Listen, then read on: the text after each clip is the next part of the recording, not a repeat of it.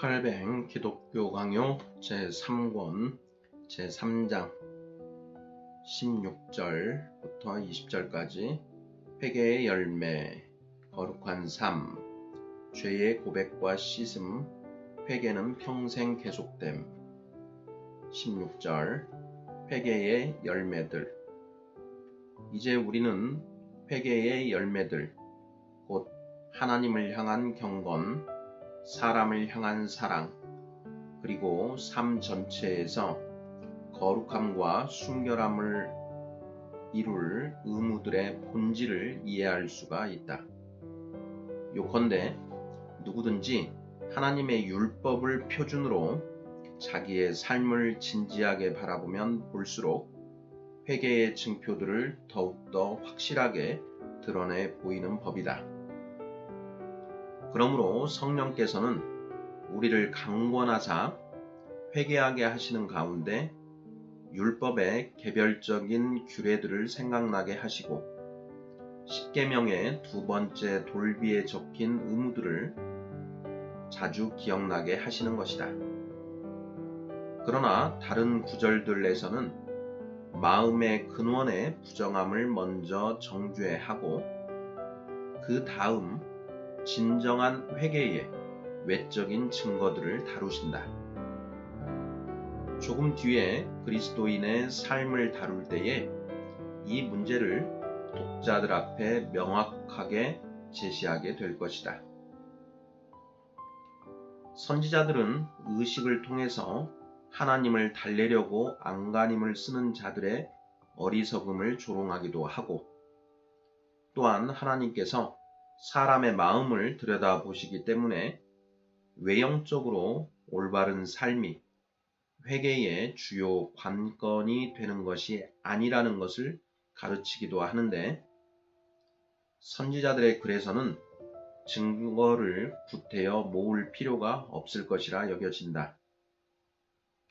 성경을 어느 정도 아는 사람이라면 다른 사람의 교훈을 받지 않고 혼자서도 얼마든지 이를 깨달을 수가 있을 것이다. 곧 하나님을 대할 때에 속마음의 상태에서부터 시작하지 않으면 아무것도 얻을 수가 없다는 사실을 말이다. 요엘서의 말씀이 이를 이해하는 데 적지 않은 도움을 준다. 너희는 옷을 찢지 말고 마음을 찢으라. 요엘서 2장 13절. 이러한 교훈들은 야고보서에서도 간단하게 표현되고 있다. 죄인들아, 손을 깨끗이 하라. 두 마음을 품은 자들아, 마음을 성결하게 하라. 야고보서 4장 8절. 여기서는 부차적인 사항, 손을 깨끗이 하라를 먼저 말씀하고 그 다음에 그 근원이 되는 내용, 마음을 성결하게 하라를 밝히고 있다. 즉, 사람이 먼저 은밀한 더러움을 깨끗이 해야만 마음속에 하나님께 제단을 쌓게 된다는 사실이다. 또한 개인적으로 우리 자신을 낮추기 위해서나 우리 육체를 제어하기 위하여 치유책으로 사용하는 겉으로 드러나는 특정한 행위들이 있는데, 이 행위들은 공적으로는 회개의 증거로 사용되기도 한다. 이 행위들은 바울이 말하는 바 벌악의 함에서 생겨난다. 고린도후서 7장 11절. 탄식과 눈물과 장식과 화려한 것을 삼가는 것과 쾌락을 버리는 것 등이 그런 행위들인데, 이는 모두 심령이 상할 때에 자연히 생겨나는 것들이다. 그리고 이어서 육체의 배반이 얼마나 악한가를 느끼는 사람은 그것을 제어하기 위하여 모든 치유책을 강구한다. 더욱이 하나님의 공의를 거슬러 행하는 것이 얼마나 심각한 문제인가를 잘 깨닫는 사람은 스스로 낮아진 상태에서 하나님께 영광을 돌리지 않고서는 도저히 평안이 있을 수가 없는 것이다. 옛 저자들도 회개의 열매를 논하면서 이런 류의 행위들을 자주 언급하고 있다. 물론 그들이 회개 자체를 그런 행위들에 두지는 않지만 내가 보기에 그들은 그런 행위들을 지나치게 의존하는 것 같다. 누구든 이 문제를 지혜롭게 살펴보면 그들이 두 가지 점에서 정도가 지나쳤다는 나의 생각에 동의할 것이라 믿는다. 첫째로 그들은 육체를 제어하는 일을 지나칠 정도로 칭송하고 강권함으로써 사람들로 하여금 그런 행위에 더 열심을 갖도록 만드는데 성공을 거두었으나 그보다 훨씬 더 중요하게 돌아보아야 할 것들을 다소 흐리게 만든 감이 있다. 둘째로 다른 곳에서 살펴볼 기회를 갖게 되겠지만 그런 행위에 열심을 갖지 않을 경우 책벌을 가함으로써 교회의 온유함에 합당한 정도보다 훨씬 더 경직된 자세를 취한 것이다. 17절 회개의 표시인 금식과 애통. 성경의 여러 구절들에서 특히 요엘서에서 슬피 울며 금식하고 죄를 무릅쓰는 행위들을 말씀한다는 사실에서 유추하여 금식과 슬피 우는 것이 회개의 주요 부분이라고 생각하는 사람들이 있는데 이런 사람들의 헛된 사고도 제거되어야 한다. 요엘서 2장 12, 13절에서 회개의 본질적인 부분에 해당하는 내용은 바로 마음을 다하여 내게로 돌아오라는 것과 옷을 찢지 말고 마음을 찢으라는 것이다. 그리고 거기에 금식하고 울며 애통하라는 말씀은 회개에 불변하는 효과나 필수적인 효과로서가 아니라 특별한 정황적인 조건으로서 거기에 제시되어 있는 것이다. 요엘 선지자는 자신이 앞에서 유대인들에게 엄청난 재난이 올 것을 예언했었기 때문에 그들에게 또한 하나님의 그러한 진노를 대비하라고 권면하는 것이다. 곧 속으로 회개하는 것은 물론 그들의 슬픔을 겉으로 드러내기까지 하라는 것이다. 범죄자로 지목된 자가 재판관의 마음을 움직여 긍휼을 베풀도록 하기 위하여 수염을 기르고 머리를 빗지 않고 곡하는 자의 차림새로 그의 앞에 서는 예를 흔히 볼 수 있듯이 하나님의 심판대 앞에 정렬하여 용서를 구하는 자들로서도 그런 측은한 모습으로 빌어서 하나님의 극심한 심판을 누그러뜨리는 것이 합당할 것이다. 그러나 배옷이나 재 같은 것들은 그 당시에 관습에 적합한 것들이었을 것이다. 그러나 우리의 경우 주께서 패망이나 재난 같은 것으로 우리를 치시는 것 같은 때에는 언제든지 금식하고 울며 애통하는 것이 합당할 것이다. 주께서는 임박한 재난의 위험을 나타내실 때에 그가 복수를 위하여 무장을 갖추고 있다는 사실을 선언하시기 때문이다. 그러므로 선지자는 정죄받은 사람들의 슬픔을 의식하여 그들에게 울고 금식하라고 권면하는 것이다. 자기가 방금 그들의 악행에 대하여 징벌이 있을 것을 선포했었기 때문이다. 이와 마찬가지로 오늘날 교회의 목회자들이 혹 교인들에게 멸망이 임박한 것을 보고서 그들에게 금식하고 울며 애통하라고 외친다고 해도 그것을 잘못이라 할 수 없을 것이다. 단 이때 중요한 사실은 언제나 옷을 찢지 말고 마음을 찢는 일에 더 깊은 관심을 두고 힘써야 할 것을 반드시 함께 강조해야 한다는 점이다. 회개에 언제나 금식이 함께 병행되는 것이 아니며 금식은 특별히 재난의 때에 행할 것이라는 것은 의심의 여지가 없는 사실이다. 그리스도께서는 사도들에게 슬피 울 필요가 없다고 하시면서 주님을 빼앗기게 되면 그때에는 슬픔에 완전히 압도될 것임을 말씀하셨는데 여기서 금식과 슬피 우는 것을 연결시키고 계신다. 마태복음 9장 15절. 이는 공적인 금식을 말씀하는 것이다.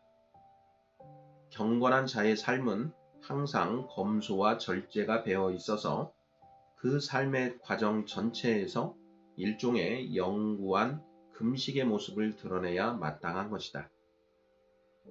이 문제에 대해서는 교회의 권징을 논의할 때에 다시 상세히 살필 예정이므로 여기서는 그저 간략하게 다루고 지나가기로 하자. 18절 일상적 회개와 특별한 회개. 그러나 여기서 한 가지 덧붙일 것이 있다. 곧 회개라는 용어를 금식이나 슬피 우는 것 등의 외형적인 행위에 적용시키게 되면 내가 제시한 회개의 참된 의미에서 이탈하게 된다는 사실이다. 회개란 죄의 책임을 고백하고 형벌과 정죄를 피하게 해달라고 하나님께 간구하는 것이라기보다는 오히려 하나님께로 돌아서는 것이기 때문이다. 그러므로 베옷을 입고 제에 앉아 회개한다는 것은 우리의 위중한 범죄 때문에 하나님께서 우리에 대해 진노하실 때에 우리가 우리 자신에 대해 혐오와 회한을 갖고 있다는 증거 이외에 아무것도 아니다. 이런 류의 고백은 사실 공적인 성격을 띈다. 그런 행위를 통해서 천사들과 세상 앞에서 우리 자신을 정죄하며 하나님의 심판을 예상하는 것이다. 바울은 자기 자신의 죄에 대해 무감각한 자들의 게으름을 책망하면서 말하기를 우리가 우리를 살폈으면 판단을 받지 아니하려니와 라고 한다.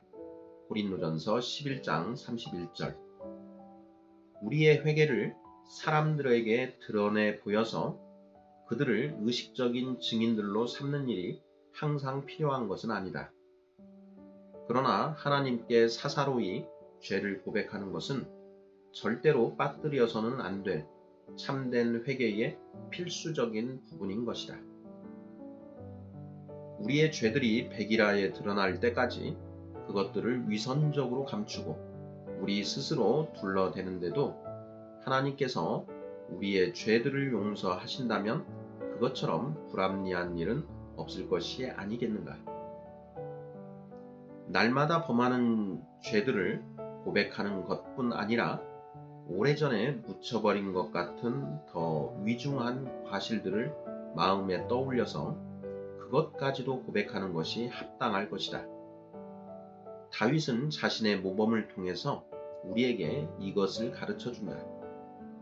최근에 지은 범죄를 부끄러워하면서 그는 어머니의 태중에 있을 때의 자신의 모습까지도 살피고 그때부터도 자신이 육체의 더러움과 추함으로 부패하여 있었음을 시인하고 있는 것이다. 시편 51편 3에서 5절. 마치 많은 사람들이 군중 속에 자기를 숨기고 다른 사람들을 끌어들여서 자기들의 범죄에 대해 형벌을 받지 않게 하려고 애쓰는 것처럼 다윗이 그런 식으로 거기서 자기의 죄의 책임을 완화시키려고 의도적으로 그렇게 하고 있는 것이 아니다. 다윗은 그런 의도와는 전혀 달리 노골적으로 자기의 죄에 대한 책임을 크게 부풀린다. 곧 유아 시절부터 자기는 부패하여 있어서 범죄의 범죄를 쉬지 않고 쌓아 올렸다고 고백하는 것이다. 뿐만 아니라 다른 구절에서는 자기의 과거의 삶을 살피면서 소년기에 저지른 범죄에 대해서도 하나님의 긍휼을 간구하기도 한다. 시편 25편 7절. 그러므로 우리가 우리의 짐을 지고 탄식하며 우리의 악행에 대하여 슬피 애통함으로 하나님께로부터 구원을 찾고 구하게 되면 그때에 비로소 우리가 영적 무감각의 상태에서 벗어났다는 것을 증명해 보이게 되는 것이다. 여기서 주의해야 할 것은 성경이 계속해서 행하라고 우리에게 명령하는 회개는 부끄러움 가운데 사망에 빠져 있는 사람들과 계속해서 무절제한 상태로 악행을 저질러 죄 속에서 허우적거리는 사람들, 혹은 모종의 반역 행위를 통해서 하나님의 멍에를 부러뜨린 자들을 죽음의 상태에서 일으켜내고 살려내는 회개와는 다른 것이다. 왜냐하면 성경이 회개하라고 권면할 때에 그 회개를 죽음에서 생명으로 옮겨진다는 뜻으로 말씀하는 경우가 많고, 또한 사람들이 회개했다고 말씀할 때에도 그것이 곧 우상 숭배와 기타 위중한 범죄에서 완전히 돌아섰다는 뜻으로 말씀하는 경우도 많은 것이다. 그렇기 때문에 사도 바울은 더러움과 음란함과 호색함을 회개하지 아니하는 죄인들에 대해서 자신이 슬피 울 것이라고 선언하고 있는 것이다. 고린도 후서 12장 21절. 우리는 이러한 구별을 조심스럽게 살펴야 한다. 그렇지 않으면 몇몇 사람이 회개하라는 부름을 받았다는 이야기를 들을 때에 우리가 부주의함에 빠질 염려가 있다. 우리는 이미 회개했으니 더 이상 회개할 필요가 없다고 생각하여 육체를 죽이는 일에 대해서 전혀 관심을 갖지 않게 될 수도 있기 때문이다. 부패한 정욕이 언제나 우리를 꼬이며 악행들이 우리 속에서 계속해서 싹을 틔우기 때문에 절대로 육체를 죽이는 일에 대한 관심을 늦출 수가 없는 것이다. 그러므로 마귀가 치명적인 함정에 빠뜨려 놓아서 하나님을 두려워하는 데서 멀리 벗어나 있는 그런 사람들에게만 요구되는 특별한 회개가 있지만, 동시에 본성의 부패로 인하여 우리가 평생토록 주의를 기울여 행하지 않을 수 없는 일상적 회개가 또 있는 것이다. 19절 회개와 죄사함. 또한 회개와 죄사함이라는 두 주제 속에 복음의 대요가 포함된다는 것이 만일 사실이라면 주께서 그에게 속한 자들을 값없이 의롭다 하셔서 동시에 그의 성령으로 그들을 거룩하게 하사 참된 의로 회복시키신다는 사실이 확연히 드러나지 않는가. 그리스도에 앞서서 그의 길을 예비하기 위해 보내심을 받은 사자 요한은 선포하였다. 회개하라, 천국이 가까이 왔느니라. 그는 백성들을 향하여 회개하라고 촉구함으로써 그들 자신이 죄인이며 그들의 모든 것이 주 앞에서 정죄받았음을 깨달으라고 권면하였고, 그리하여 그들이 온 마음으로 육체를 죽이고 성령 안에서 새로이 거듭나기를 사모하게 한 것이다. 하나님 나라 혹은 천국을 선포함으로써 그는 그들에게 믿음을 갖도록 촉구하였다. 그가 가까이 와 있다고 가르친 그 하나님의 나라는 바로 죄의 용서요, 구원이요, 생명을 의미하는 것이었고, 우리가 그리스도 안에서 얻는 모든 것을 다 포함하는 것이었던 것이다. 그러므로 우리는 다른 복음서에서 죄사함을 받게 하는 회개의 세례를 전파하니 라는 말씀을 접하게 되는 것이다. 마가복음 1장 4절, 누가복음 3장 3절. 그렇다면 이것이 죄짐을 지고 무거워서 지쳐있는 가련한 백성들에게 주께로 돌아와서 죄사함과 구원에 대한 소망을 품으라고 말씀했다는 뜻이 아니면 무엇이겠는가? 그리스도께서도 똑같은 말씀으로 복음 사역을 시작하셨다. 때가 찼고 하나님의 나라가 가까이 왔으니 회개하고 복음을 믿으라.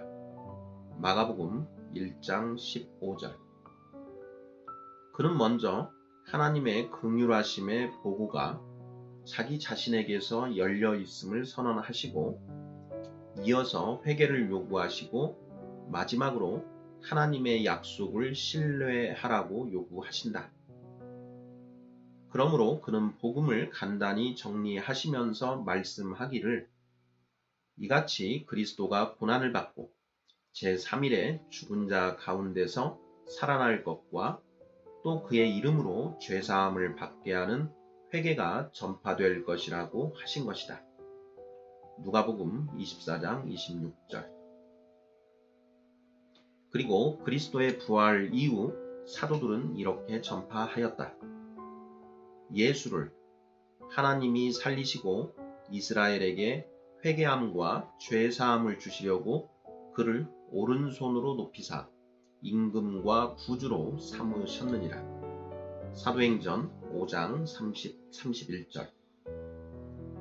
사람들이 복음의 가르침을 통해서 자기들의 모든 생각과 모든 마음의 성향과 모든 수고들이 부패하고 악하다는 것과, 그렇기 때문에 천국에 들어가려면 반드시 거듭나야 한다는 말씀을 들을 때에 회개가 그리스도의 이름으로 선포되는 것이요, 또한 사람들이 그리스도께서 그들을 위하여 구속과 의와 구원과 생명이 되셨고, 또한 그의 이름으로 말미암아 그들이 하나님 앞에서 값없이 의롭고 무죄한 자들로 인정함을 받는다는 가르침을 받을 때에 죄사함이 선포되는 것이다. 이미 다른 곳에서 증명한 바와 같이 이 두 가지 은혜가 모두 믿음으로 얻어지는 것이지만, 믿음의 대상은 하나님의 선하심이며, 또한 그 선하심으로 말미암아 죄가 용서함 받는 것이기 때문에 편의상 죄사함을 회개와 조심스럽게 구분한 것이다. 20절. 성도의 회개는 평생토록 계속됨.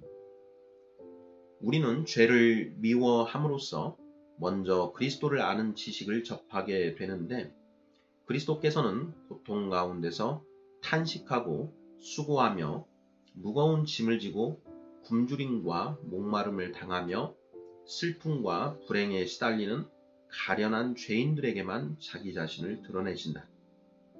이사야서 61장 1에서 3절, 마태복음 11장 5절, 28절, 누가복음 4장 18절. 그러므로 우리가 그리스도 안에 거하기 위해서는 평생토록 회개 자체를 위하여 힘써야 하며, 우리 자신을 거기에 헌신해야 하며 끝까지 그것을 추구해야 한다. 그리스도께서는 죄인들을 부르기 위하여 오셨으나 동시에 그들을 불러 회개하게 하고자 하셨다. 그는 무가치한 자들을 복주시기 위하여 보내심을 받았으나 그것은 또한 그들을 모두 악에서 떠나도록 하시기 위함이었다. 사도행전 3장 26절. 성경은 그런 증거들로 가득 차 있다. 그렇기 때문에 하나님께서 죄사함을 제시하실 때에 보통 우리에게 회개를 요구하시며, 그리하여 그의 긍휼하심이 사람들로 하여금 회개하도록 만들어야 한다는 것을 시사하시는 것이다. 그는 말씀하시기를, 너희는 정의를 지키며 의를 행하라. 이는 나의 구원이 가까이 왔음이라고 하시고 이사야서 56장 1절. 또한 구속자가 시온에 임하며 야곱의 자손 가운데 죄과를 떠나는 자에게 임하리라고도 하시며 이사야서 59장 20절. 또한 너희는 여호와를 만날 만한 때에 찾으라. 가까이 계실 때에 그를 부르라. 악인은 그의 길을, 불의한 자는 그의 생각을 버리고 여호와께로 돌아오라. 그리하면 그가 긍휼히 여기시리라고도 말씀하신다. 이사야서 55장 6, 7절. 이와 마찬가지로 회개하고 돌이켜 너희 죄 없이 함을 받으라는 말씀도 있다. 사도행전 3장 19절. 그러나 여기서 주의해야 할 것은 이런 조건을 붙인 것은 우리의 회개가 죄를 용서함 받는 우리 공로가 되기 때문이 아니다. 오히려 주께서 사람으로 하여금 회개하게 하시기를 목적으로 삼으사 그들을 불쌍히 여기시기로 작정하셨으므로 하나님의 은혜를 얻기를 바라는 자들이 마땅히 목표로 두어야 할 것이 무엇인지를 이로써 보여주시는 것이다. 따라서 육체라는 감옥에 거하는 동안 우리는 끊임없이 우리의 부패한 본성의 악들과 싸워야 하며 또한 우리의 본성적인 기질과도 싸워야 하는 것이다. 플라톤은 때때로 말하기를 철학자의 삶은 죽을 때까지 명상하는 삶이라고 했다. 그러나 우리는 더욱 참된 의미에서 그리스도인의 삶은 육체가 완전히 죽임을 당하고 하나님의 영이 우리 속에서 완전히 다스리시기까지 육체를 죽이는 끊임없는 노력의 연속이라고 말할 수 있을 것이다. 그러므로 우리 자신에 대해 크게 불만을 갖기를 배워서 결국 이 진흙창에 갇혀서 한 걸음도 더 전진하지 못하는 것이 아니라 하나님께로 달려가고 그를 갈망하게 되고 그리스도의 살으심과 죽으심에 접붙임을 받아 계속적인 회개에 주의를 기울이게 된 사람이야말로 큰 유익을 얻는 것이라 생각한다. 과연 죄를 정말 혐오하는 사람들은 그렇게 하지 않을 수가 없다. 왜냐하면 의에 대한 사랑에 먼저 붙잡히지 않고서는 어느 누구도 죄를 미워하게 되지 않기 때문이다. 이런 생각은 그야말로 가장 단순한 것으로서 내가 보기에는 성경의 진리와 가장 일치하는 것이라 여겨진다.